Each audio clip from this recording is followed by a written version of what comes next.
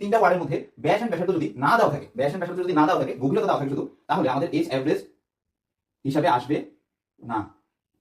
আসসালামু আলাইকুম সবাইকে। আজকে আমরা আলোচনা করব খুবই সুন্দর একটা টপিক, কুয়ার ম্যাথ।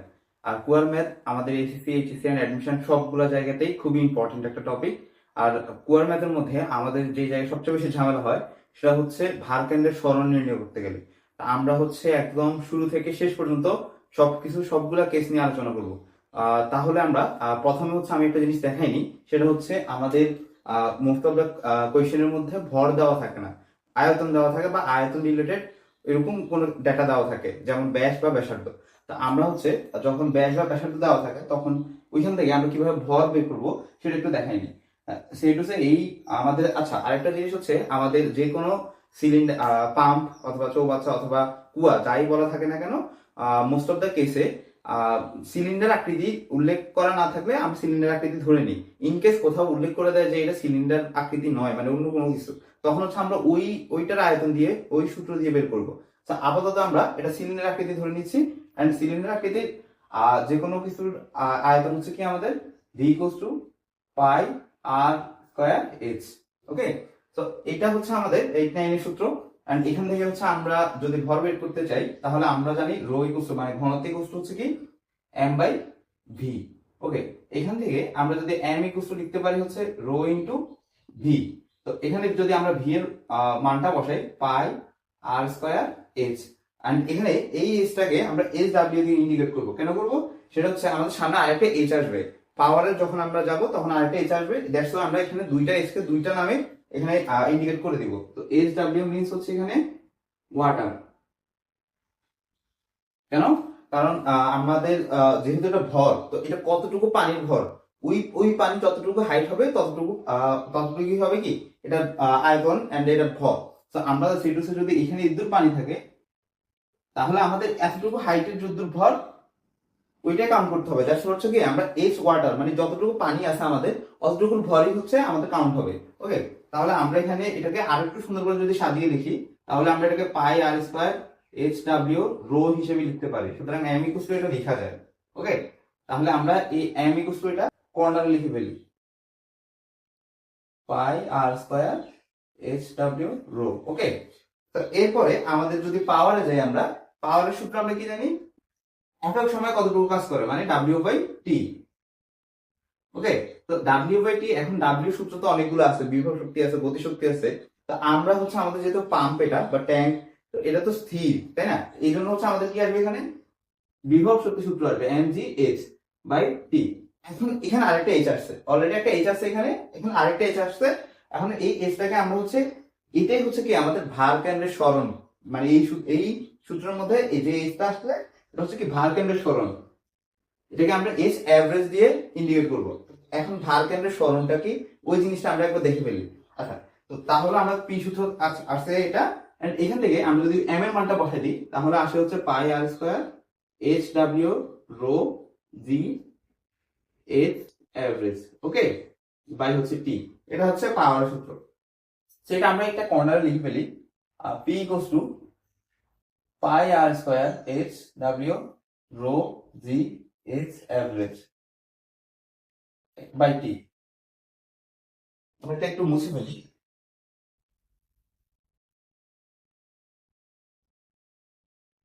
আচ্ছা, এখন যদি আমাদের ভার কেন্দ্রের সরণটা কি, তো আমাদের প্রথম হচ্ছে ভার কেন্দ্রটা কি। ভার কেন্দ্র হচ্ছে আমাদের যে কোনো জায়গায়, সেটা হচ্ছে আমরা একটা হাঁড়ি আঁকি।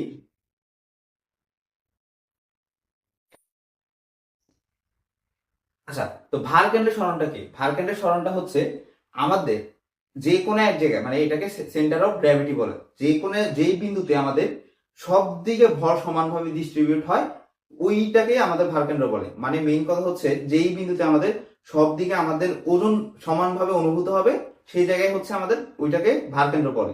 তো জিনিসটা কি? জিনিসটা হচ্ছে আমরা এইরকম একটা হাড়ির মধ্যে এক দূর পানি আছে, আমরা ধরলাম এতটুকু পানি আছে, তাইলে কি এই হাড়ির মধ্যে ভারকেন্দ্র কোন জায়গায় হবে? এখানে হবে? মাঝখানে হবে? না, এটা হবে এই পানির যে ওজন এটা কোন দিকে মানে কোন বিন্দুতে সমানভাবে ডিস্ট্রিবিউট হবে এইখানে। আমরা ইমাজিন করে নিচ্ছি এই বিন্দুতে চোখের দেখায় আর কি, এখানে আমরা হিসাব করলে দেখবো যে সব দিকে আমাদের সমানভাবে ভরটা ডিস্ট্রিবিউট হচ্ছে অ্যান্ড ওজন সব দিকে সমানভাবে অনুভূত হচ্ছে।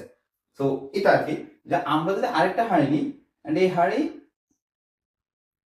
সম্পূর্ণ কি মানে ফিল আপ আছে, এটা এখানে পুরোটাই পানি, তাহলে এটার ভারকেন্দ্র কই হবে? এটার ভারকেন্দ্র হবে একদম সেন্টারে, মানে হাই সেন্টারেই হবে, কারণ হচ্ছে এটা পুরোটাই লোডেড এন্ড সব দিকে সমানভাবে ভরটা ডিস্ট্রিবিউট হবে। এন্ড এরপরে হচ্ছে আরেকটা হাঁড়ি যদি আঁকি, এন্ড এই হাঁড়িতে আমরা কোনো পানি দিলাম না, মানে পুরোটা খালি, তাহলে এখানে সেন্টার অফ গ্র্যাভিটি কোন জায়গায় হবে? এখানেও মাঝখানেই হবে, কারণ এখানে খালি থাকলেও হাঁড়ির যে ভর, ওই হাঁড়ির ভরটা সব মানে সব দিক দিয়ে সমানভাবে ডিস্ট্রিবিউট হচ্ছে, বুঝছি? তাহলে এটা হচ্ছে সেন্টার অফ গ্র্যাভিটি। তো এই ভারকেন্দ্রের সরণের উপর ডিপেন্ড করে আমাদের এই ম্যাথগুলো হয়, এন্ড আমাদের সবচেয়ে বেশি ঝামেলা এই ভারকেন্দ্রের সরণ নিয়ে হয়। তো ভারকেন্দ্রের সরণের সূত্র মানে আমরা দেখি সামনে।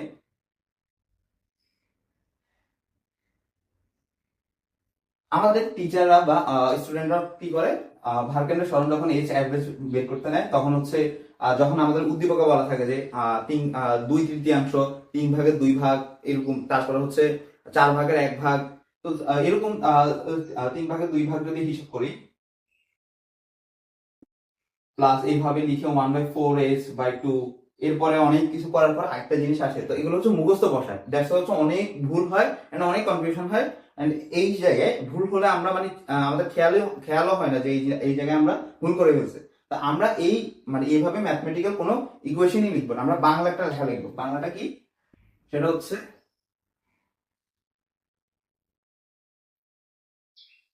উপরিতল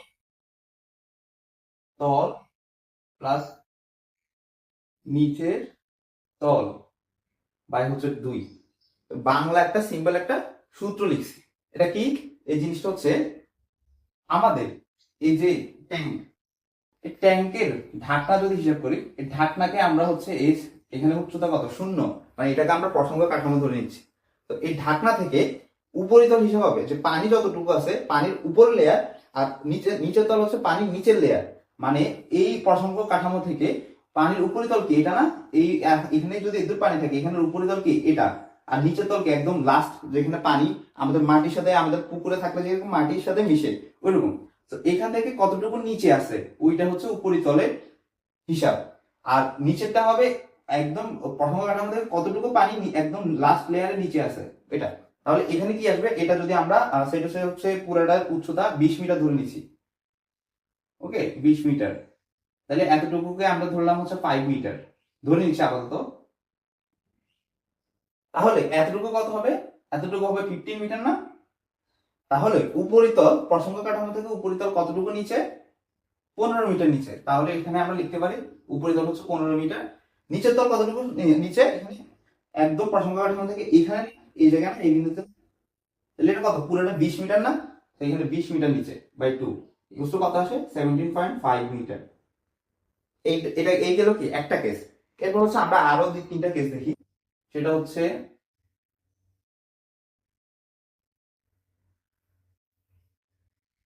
ওকে, আমরা যদি এটাকে অর্ধেক ফিল আপ করি, এখন আমরা অর্ধেক হিসাব করতেছি, হ্যাঁ, পুরোটা যদি 20 হয় অর্ধেকটা কত? 10 মিটার না?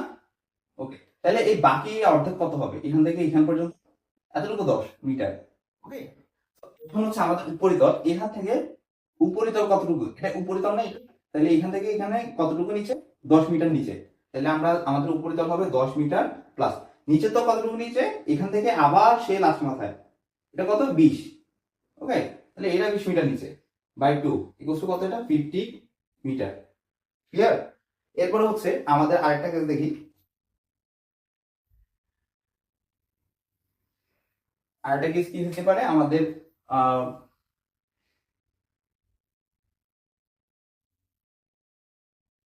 3 ভাগই ফিল আপ আছে, তো 3 ভাগ ফিল আপ থাকলে এখন আমাদের তাহলে এতটুকু কত হবে? এখান থেকে এখান পর্যন্ত এটা হচ্ছে 5 মিটার হবে, বাকি এখান থেকে এখান পর্যন্ত হবে 15 মিটার, ওকে। তাহলে এখন উপরিতল থেকে আমাদের উপরিতল থেকে এটা কতটুকু নিচে? 5 মিটার নিচে না? তাহলে উপরিতলের হিসাব আসবে 5 মিটার প্লাস নিচে তো কতটুকু নিচে? এখান থেকে আবার সেই নিচে একদম লাস্ট মাথায় সেটা কি 20 মিটার, তো 20 মিটার বাই 2, তাহলে এটা কত? 25/2 ইকুয়াল টু হচ্ছে 12.5 মিটার। ক্লিয়ার? তো এইভাবে আমাদের কেসগুলো হিসাব হবে যে আমাদের সেন্টার অফ গ্র্যাভিটি কোথায় কাজ করতেছে। এখানে পানি এতটুকু থাকলে আমাদের সেন্টার অফ গ্র্যাভিটি এখানে কাজ করবে। ক্লিয়ার? আমরা এইভাবে ইমাজিন করবো যে আমাদের সেন্টার অফ গ্র্যাভিটি এতটুকু পানি আছে, তাহলে তাহলে এতটুকু পানির মিডল পয়েন্টে হচ্ছে আমাদের কাজ করবে। তো মিডল পয়েন্ট কোথায়? এখানে আমরা যদি এমনি মানে আমরা জাস্ট ইমাজিন করতেছি চিত্র থেকে যে এখানে আচ্ছা এখানে 5 মিটার আছে, তাহলে এখানে আরেকটু অর্ধেক থেকে একটু একটু হয় কম বেশি, তো এখানে কত আমাদের একটু বেশি না, তাহলে এখানে আরো 5 মিটার প্লাস আর একটু বেশি, তো 10 প্লাস হবে। তো এইভাবে চিন্তা করলে আমরা যখন মানে কনফিউশন হবে এক্সাম হলে, তখন আমরা চিত্র এঁকে ইমাজিন করবো আচ্ছা ঠিক আছে পানি দূর আছে, এখান থেকে এই এতটুকু তো 10 মিটার হচ্ছে, তাহলে আরেকটু বেশি হলে 12.5, তাহলে আমার ম্যাথ ঠিক আছে। ওকে, আচ্ছা এখানে একটা পয়েন্ট যেটা খুবই গুরুত্বপূর্ণ আমাদের ম্যাথ করতে গেলে, সেটা হচ্ছে ম্যাথে যদি ব্যাস অথবা ব্যাসার্ধ, দেন হচ্ছে আরেকটা ওয়ার্ড আছে সেটা হচ্ছে গভীরতা। ওকে, এখানে ব্যাস, ব্যাসার্ধ অথবা গভীরতা, এই তিনটা ওয়ার্ডের মধ্যে ব্যাস এন্ড ব্যাসার্ধ যদি না দেওয়া থাকে, ব্যাস এন্ড ব্যাসার্ধ যদি না দেওয়া থাকে, গভীরতা দেওয়া থাকে শুধু, তাহলে আমাদের এইচ অ্যাভারেজ হিসাবে আসবে না। ক্লিয়ার? আর যদি ব্যাস এন্ড ব্যাসার্ধ দেওয়া থাকে, সাথে গভীরতা দিছে কি দিল না সেটা আমাদের পরের হিসাব, বাট ব্যাস এন্ড ব্যাসার্ধ দেওয়া আছে, দ্যাট মিনস হচ্ছে আমাদের এইচ অ্যাভারেজ হিসাব করতেই হবে, মাস্ট, একদম মাস্ট হিসাব করতে হবে। ওকে, তো এই জিনিসটা মাথায় রাখতে হবে, না হলে কিন্তু ম্যাথে আমাদের মোস্ট অফ দ্য টাইমে দেখা যায় বা টিচাররা হচ্ছে কনফিউজ করার জন্য দেয় যে ব্যাস ব্যাসার্ধ না দিয়ে জাস্ট হচ্ছে গভীরতা দিয়ে দেয়, এন্ড আমরা হচ্ছে তখন ভারকেন্ডের হিসাবটা করি যে ভারকেন্ডের সরণ হিসাব করতে হবে, কিন্তু জাস্ট তখন আর কোনো হিসাবই আসবে না, আমাদের ম্যাথ অলরেডি সলভ হয়ে গেছে। সেটা হচ্ছে আমাদের এইচ অ্যাভারেজ, এখানে এমজি এইচ বাই টি যেটা আসবে, এখানে এইচ গভীরতা যা দেওয়া থাকবে সেটাই আমরা বসাই দিব, সিম্পলি ম্যাথ মিলে যাবে। ওকে, তো এখন হচ্ছে আমরা একটা বোর্ড কোয়েশ্চেন দেখে ফেলে, চলো।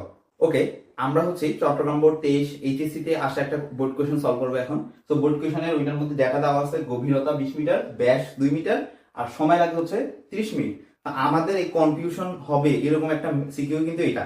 তো আমরা হচ্ছে এখানে ছোট ভাই বলা আছে যে আমাদের ক্ষমতা নির্ণয় করতে, তাহলে ক্ষমতার সূত্র কি আমরা জানি, P equals to W by T equals to কি pi R square H W rho G H average by T.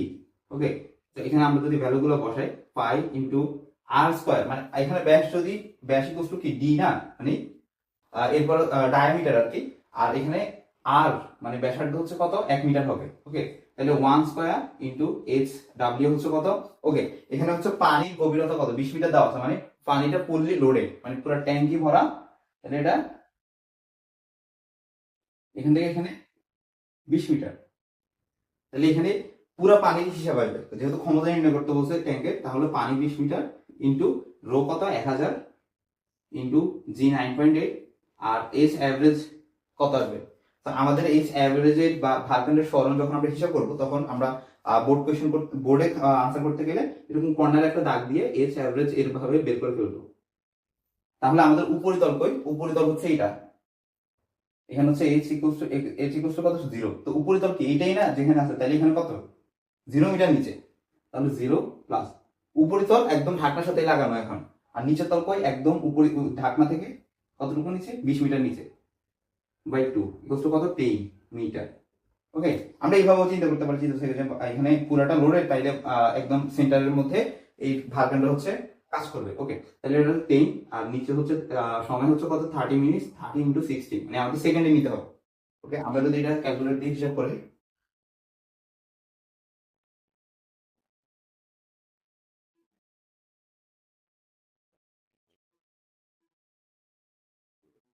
ওকে আমাদের বের হচ্ছে 3420.85, এটা আসবে হচ্ছে ওয়াটে, যেহেতু পাওয়ারের কথা বলছে। ওকে, তাহলে আমরা ছোট করে বলছি, এটা আমরা উত্তরটা এখানে লিখে ফেলি 3420.85 ওয়াট। ওকে, এরপর আমরা বর্গ দেখি। আচ্ছা, বর্গ করতে বলছে হচ্ছে আমাদের প্রথম চতুর্ভাগ ও চতুর্থ চতুর্ভাগ খালি করতে কতটুকু সময় লাগবে, সময় ব্যবধান বলছে, দ্যাট মিনস হচ্ছে আমাদের সময় বের করতে হবে। তাহলে আমরা এখানে সূত্র সবই তো দেওয়া আছে, আমরা জাস্ট এখানে একটা কাজ করে ফেলি, পি কে এখানে নিয়ে যাই পক্ষান্তর করে, আর টি এই পাশে নিয়ে আসি, তাহলে টি ইকুয়াল টু নিচে এখানে পি আসবে। ওকে, বাকি সব তো একই, তাই না? এখানে হচ্ছে আমাদের এবার ডেটার কিছু চেঞ্জ আসবে, আর ডেটাতে কি বলছে প্রথম চতুর্ভাগ মানে 20 মিটারের 4 ভাগের 1 ভাগ প্রথম ভাগ, তাহলে প্রথম ভাগ 20 মিটারের 4 ভাগের 1 ভাগ কত 5 মিটার না, তাহলে প্রথম চতুর্ভাগ যদি ইদ্দুর হয় তাহলে এতটুকু পানি মানে 5 মিটার, এখানে এতটুকু পানি খালি করতে কতটুকু সময় লাগবে, তাহলে এখানে এস ডাব্লিউ যেটা দেওয়া আছে সেটা কত হবে, এখন কি 20 হবে, এখন আমাকে জাস্ট বলছে কত 5 মিটার খালি করতে সময়, তাহলে কি এস ডাব্লিউ এর মান চেঞ্জ হয়ে যাবে এখানে, তাহলে এখানে কত আসবে 5। ওকে, আর বাকি সব এখানে আর হচ্ছে কি ভারকেন্দ্রের সরণটা মানে এইচ অ্যাভারেজটা চেঞ্জ হবে, এইচ অ্যাভারেজটা কি হবে এখানে উপরিতল এখানে কত, এখান থেকে এখানে 0 মিটার প্লাস নিচের তল কত, নিচের তল এটা না, তাহলে এখান থেকে এর দূর নামছে। ওকে, এর দূর কত 5 মিটার, তাহলে এটা কত আসে 5/2 2.5 মিটার, তাহলে এটা 2.5 মিটার। ওকে, তাইলে এখানে হচ্ছে আমাদের নিচে আসবে হচ্ছে 3420.85। ওকে, আমাদের উত্তর আসে হচ্ছে হচ্ছে 112.5 সেকেন্ড। ওকে, তাহলে এটা হচ্ছে T1, তাহলে আমাদের এখানে লিখে রাখি T1 বের হচ্ছে 112.5 সেকেন্ড। ওকে, এবার T2, এটাকে T2 বানায় ফেলি, T2 বলছে চতুর্থ চতুর্ভাগ, তাহলে এটার হিসাব শেষ, আমরা এটা মুছে ফেলি। হ্যাঁ, এখন হচ্ছে চতুর্থ চতুর্ভাগ যদি এর দূর হয় পানি, ওকে, তাহলে এখানেও কি 5 মিটারই আসবে, তাহলে এখানে এইচ ডাব্লিউ মান চেঞ্জ হবে, হবে না, কারণ 5 মিটারই খালি করার সময় বের করতে বলছে। এখন হচ্ছে আমাদের আবার ভার কেন্দ্রের সরণে চেঞ্জ হবে, কি হবে সেটা, এটা হচ্ছে এটা উপরিতল থেকে এটার উপরিতল কতটুকু নিচে মানে ঢাকনা থেকে কতটুকু নিচে, এটা এতটুকু যদি 5 মিটার হয় তাহলে এটা 15 মিটার না, এতটুকু 15 মিটার। ওকে, তাহলে এটা হচ্ছে 15 মিটার নিচে প্লাস একদম ঢাকনা থেকে এখান থেকে লাস্ট মাথা কতটুকু নিচে 20 মিটার। ওকে, তাহলে এটা ভার কেন্দ্রের সরণ কত আসে 35/2 17.5 মিটার। এটা ক্লিয়ার? এখানে হচ্ছে আমাদের ঝামেলা হয়, তো এটা যাতে কোনোভাবে ভুল না হয়, তাহলে এটা কত আসবে 17.5, তাহলে এটা যদি হিসাব করি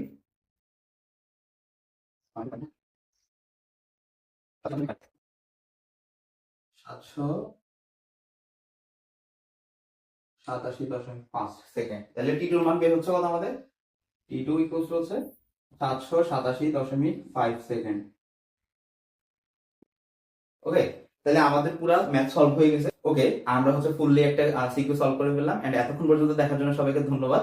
আর আশা করি আমরা সবগুলা কেসই হচ্ছে দেখে ফেললাম, এন্ড এর বাইরে হচ্ছে আর কঠিন অন্য কিছু আমার মনে হয় না নাই। তো আশা করি সবাই উপকৃত হয়েছে, এন্ড ভিডিও যদি কোথাও ভুল হয় তাহলে আমাকে কমেন্টে বা যে কোনো ভাবে জানালে আমি সেটা পরে সলিউশন বা ঠিক করে ফেলার চেষ্টা করবো। এন্ড সবাইকে ধন্যবাদ, আসসালামু আলাইকুম।